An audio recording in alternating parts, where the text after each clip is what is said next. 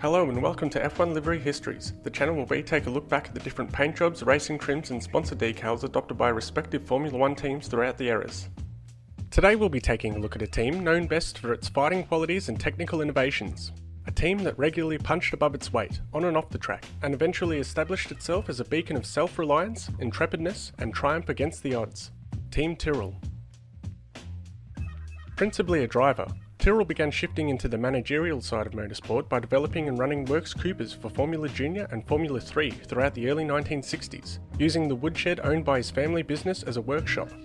During this time, Tyrrell proved himself as not only a man of technical acumen, but also a manager with an eye for talent, with drivers such as Surtees, Scheckter and a young Jackie Stewart progressing through his team. In 1965, Tyrrell became team principal for the BRM Formula 2 operation, before signing on to manage Matra to Formula 2 Championship success in 1967.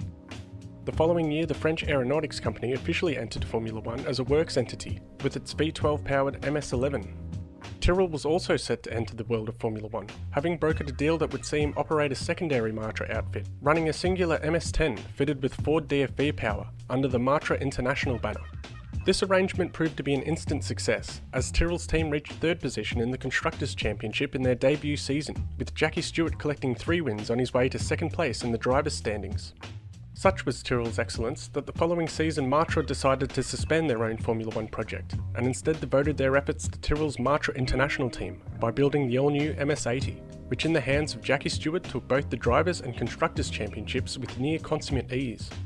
However, Tyrrell's arrangement with Matra would prove to be short-lived, and following Matra's merger with French automaker Simca in 1970, Matra decided to reintroduce its own V12 engine at Formula 1 level, despite Tyrrell's insistence on Ford power. And so Tyrrell took the plunge to commission his own Formula 1 chassis, thus entering Formula 1 for the first time as an official constructor. So begins our retrospective on the racing liveries of the tenacious and inventive Tyrrell Racing organisation.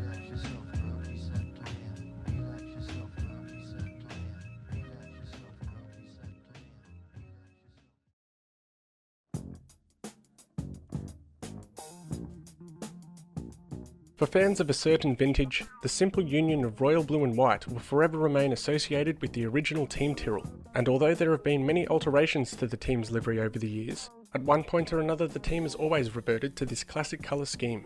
The colours were chosen in deference to Tyrrell's 2 major technical partners, Ford Motors and the French state-owned fuel company Elf, and were first seen painted on the March 701, a chassis used intermittently by Tyrrell on a customer basis. The team would design and construct their own Formula 1 chassis, the Tyrrell 001, in secret during the 1970 season. The young team was set for a giant leap in 1971. In that season, the team would introduce slightly altered versions of the 001, in the form of the 002, raced by Francois Sauveur, and the 003 type, which was raced by Jackie Stewart to twin championship glories in 1971. The following season the team would compete with the Tyrrell 004, the final car built off the back of Derek Gardner's basic design. All the while the cars retained the classic royal blue and white combination. The team produced the 005 and 006 cars, which raced through 1972 and 1973. 1973 proved to be a bittersweet season for the team that oversaw Jackie Stewart become World Drivers' Champion for the 3rd time, but also the tragic death of Francois Sauveur, who perished during a crash at Watkins Glen whilst qualifying for the United States Grand Prix. In 1974 and 1975 the team raced with the 007 chassis, once again kitted out in blue and white. Tyrrell would go on to astound the Grand Prix racing world the following season with the introduction of the P34 at the 1976 Spanish Grand Prix.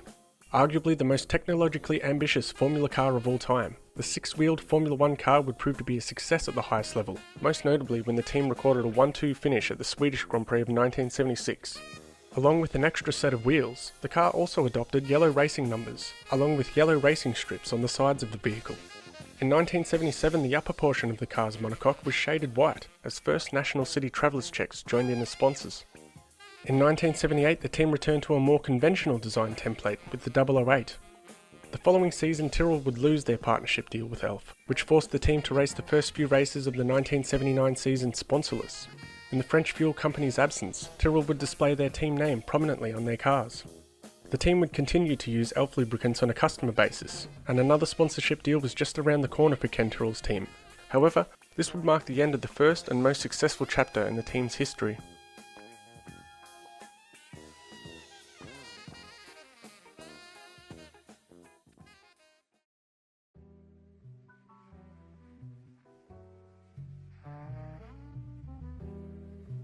It was at the 1979 Belgian Grand Prix, when Italian white goods manufacturer Candy first partnered Tyrrell in Grand Prix racing. Candy's red, green and white were linked together with Tyrrell's classic shade of royal blue to make for a refreshing and much needed financially redecoration. Candy's logo now took on the spaces of the car previously occupied by Elf, namely the car's side pods and front wing.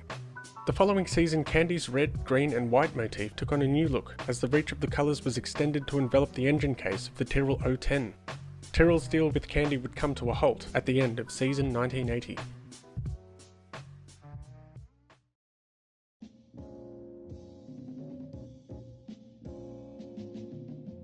Once again bereft of title sponsorship, Tyrrell took on many different forms throughout the 1981 season. The team mostly reverted to its vintage colour scheme of blue and white, but the livery was subject to change on a race-by-race basis, as Ken Tyrrell fostered a number of small agreements as the season progressed, with companies such as Imola Ceramica, Cafe Figure, Michelob, Simac and Pastamatic. Even former title sponsors Candy once again rented space on the car throughout the summer. It was during this season that the team changed from Goodyear tyres to Michelin, and from Elf fuels to Valvoline. However, Tyrrell's financial problems continued into the beginning of 1982, as the team were once again obliged to race their cars without any major sponsorship. In 1982, Swiss fragrance brand Denim aligned themselves with Tyrrell, with a deal that saw the cars adopt a prominently bottle green paint job. This marked the first occasion that the team had made a complete departure from the classic scheme of blue and white. Convenience store chain 7-Eleven also joined aboard as sponsors, acquiring a position on the engine cover of the 011. This striking livery change also coincided with a return to Goodyear tyres. However, Tyrrell was set to lose the patronage of their title sponsor to Williams before the beginning of the following season.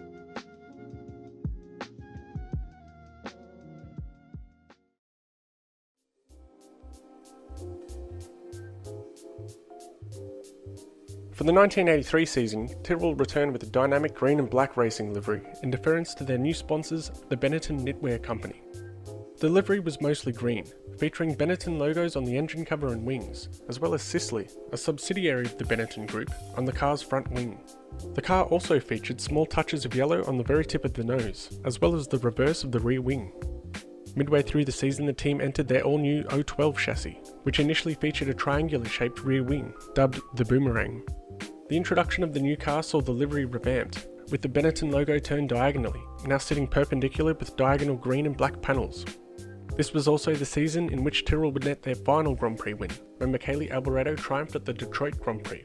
This victory proved to be the final Grand Prix victory for the mighty Ford DFV engine, which had been used by Team Tyrrell throughout the entirety of its Formula One tenure. Despite this fleeting victory against its turbocharged rivals, the team's new title sponsor would move on from the team after the conclusion of 1983, leaving Ken Tyrrell to once again hunt for sponsorship during the off-season.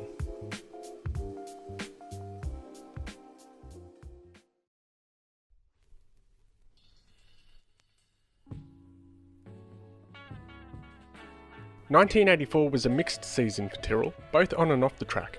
In the absence of Benetton, the team underwent a further series of small race-to-race contracts with a variety of companies.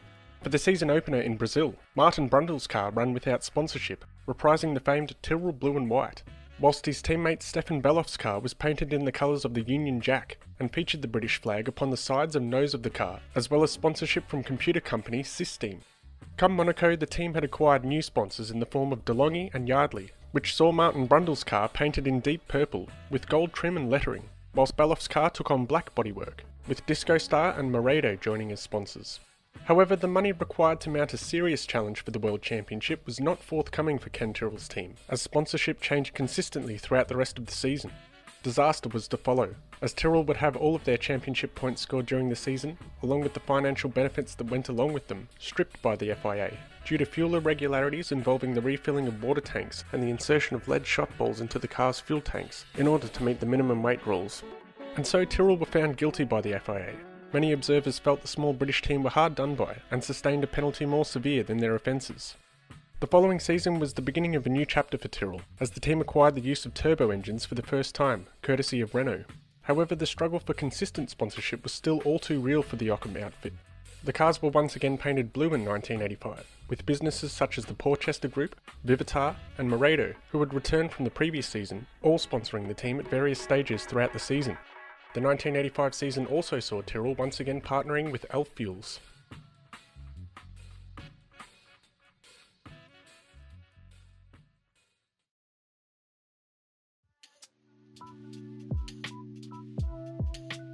Tyrrell stuck with Renault engines heading into 1986, and also garnered new sponsorship from American mini-computer firm Data General, which saw their cars painted in a diversity of combinations of black, white and red, Data General's company colours.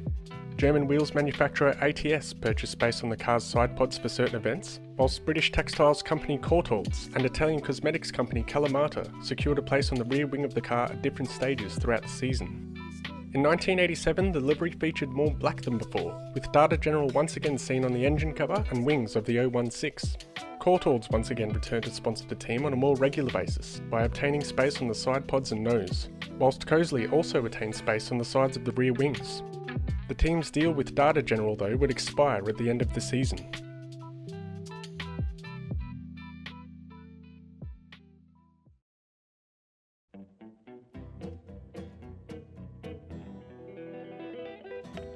Turell would once again spend the next few years without a title sponsor. In 1988, the 017 undertook a black motif, with Courtaulds remaining from the previous season, joined by cigarette tycoon Camel, whose logos appeared within a yellow hoop on the car's nose cone, as well as at the very top of the car's airbox. Data General remained aboard, albeit in a smaller capacity, appearing now only on the sides of the car's wings, whilst corporate financiers Cavendish were seen on the rear wing, and multi-logistics company Unipart featured on the sides of the monocoque.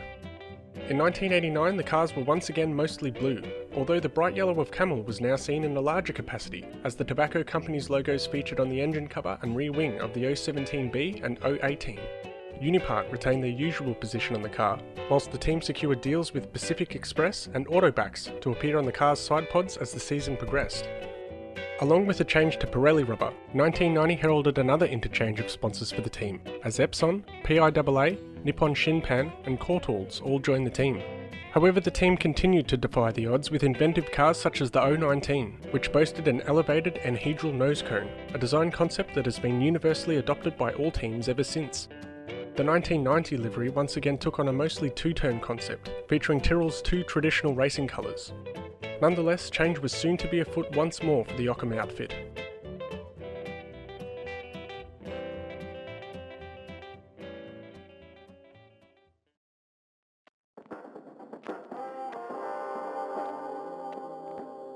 For 1991, Turell secured themselves a deal with Honda engines and a brand new title sponsor, German consumer products company Braun. The livery received an overhaul, as black and white now featured predominantly on the car, with white racing lines extending horizontally along the chassis, meeting together at the tip of the car's nose. Braun featured on the engine cover and rear wing, whilst Nippon Shinpan, Epson, Courtaulds and PIAA reprised their arrangements with the team. New sponsors were acquired in the form of Japanese consumables company Calibi, which acquired space on the side pods, and Essilor, which featured on the sides of the front wings of the 020.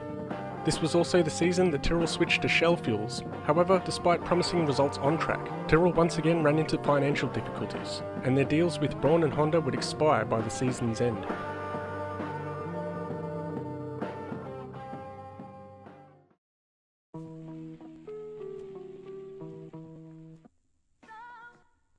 Turell attained Ilmor engines and Goodyear tyres for the 1992 season. The team also returned to their traditional livery and L fuels, as their owner Ken Turell continued to search for consistent sponsorship income. Calibi remained on board with the team, featuring once again on the monocoque, joined by Club Angle and Mastro Lindo. 1993 saw more changes for the team, as they signed with BP Fuels and Yamaha engines and took on a predominantly blue livery. Calibi remained from the season previous, taking up their usual position within a white hoop on the car's engine cover. Turell also signed Ukyo Katayama, who brought along sponsorship dollars with him in the form of cabin cigarettes. The bright red of the Japanese cigarette brand was seen on the airbox and front wing of the 020C. The team soldiered on into 1994 without any major sponsorship, this time with a chiefly white, sponsor-friendly livery. Japan Tobacco decided to promote their Mild 7 brand on the car, whilst the team picked up additional sponsors in the form of Penelcom, Autodesk, Doorjammer, Valentini, and Italian wheels manufacturer Fondmetal. Telecommunications giant Nokia partnered the team in 1995, with the company logo adorning the engine cover of the Yamaha-powered 023. Fondmetal expanded their involvement with the team by securing space on the rear wing, whilst Mild 7 was now seen within two blue bands that surrounded the driver's cockpit. For the beginning of the season, the car was painted almost solely in the shade of royal blue. However, the livery was changed before the teams reconvened in Europe to a two-tone blue and white scheme to accommodate the arrival of Korean Air.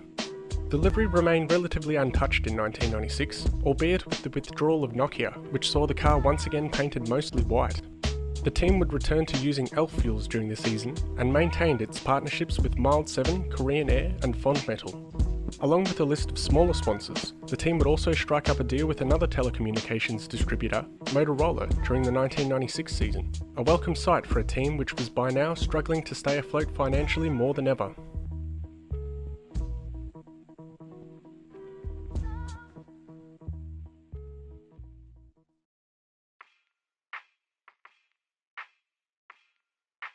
Tyrrell's final guise came in the form of a sharp-looking black and white livery, resemblant of a checkered flag, which was adopted by the team in regards to their new title sponsors, US automotive company PIAA, which had previously sponsored the team earlier in the decade. As ever, the team boasted a degree of technical innovation when lifting the covers off the Ford-powered O25, which featured a unique nose cone design, as well as its infamous X-wings, used at high downforce circuits. New sponsors such as European Aviation, Morse, and IOL supported the team throughout the season, joined by another catalogue of smaller sponsors race to race, such as the popular television series Xena Warrior Princess. In spite of this, nothing could mask the fact that positive results on track hadn't been forthcoming for the team in several years. During the 97-98 off-season, Ken Turell finally packed in his lot and sold his team to British American Tobacco. The tobacco giant intended to run its own F1 operation commencing in 1999. And so, in 1998, Team Turell would take to the track for one final season, albeit in name only. PIAA remained as chief sponsors, along with Morse and European Aviation from the previous season, joined by Sun Microsystems, YKK, Lycra, Brother, and Safra. The livery itself featured a revamped design, with touches of green and orange added to the respective vehicles. Nonetheless, the team was now forever removed from the old Ockham woodshed, and respectfully bowed out of the sport at the conclusion of the season, fondly remembered as pioneers in multiple respects.